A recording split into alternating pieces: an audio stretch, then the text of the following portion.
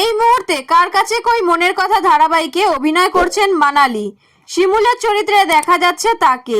সালটা 2020, 15ই আগস্ট। পরিচালক অভিমন্যু মুখোপাধ্যায়ের সঙ্গে সাত পাকে বাঁধা পড়েন অভিনেত্রী মানালি দে। বাবা স্বামী অভিমন্যু মুখোপাধ্যায়কে নিয়ে এখন সংসার মানালির।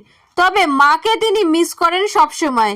বিশেষ করে জীবনের স্পেশাল দিনগুলোতে মায়ের অভাবটা আরো বেশি করে বুঝতে পারেন বলে এক সাক্ষাৎকারে জানিয়েছিলেন মানালি। 19শে মার্চ, ঠিক 1 বছর আগে একই দিনে কাছের মানুষকে হারিয়েছিলেন অভিনেত্রী মানালি দে। নিজের দাদুকে হারিয়েছিলেন অভিনেত্রী। দাদু খুব কাছের মানুষ ছিল তার। দেখতে দেখতে 1 বছর পার। দাদুর স্মৃতি আজও মন খারাপ করে অভিনেত্রীর। দাদুর প্রথম মৃত্যুবার্ষিকীতে সোশ্যাল মিডিয়ার পাতায় আবেগঘন পোস্ট করলেন মানালি। এদিন নিজের দাদুর সঙ্গে পুরনো একটি ছবি শেয়ার করেছেন মানালি।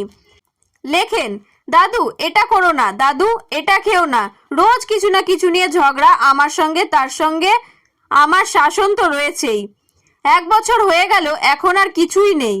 আমার আদর ভালোবাসা রইল তোমার জন্য। ভালো থেকো দাদু। ভালোবাসা, আদর আর শাসনে দাদুকে আগলে রাখতেন মানালি। ইন্ডাস্ট্রির সতীর্থ এবং অনুরাগীরা শোক প্রকাশ করেছেন মানালির পোস্টের কমেন্ট বক্সে।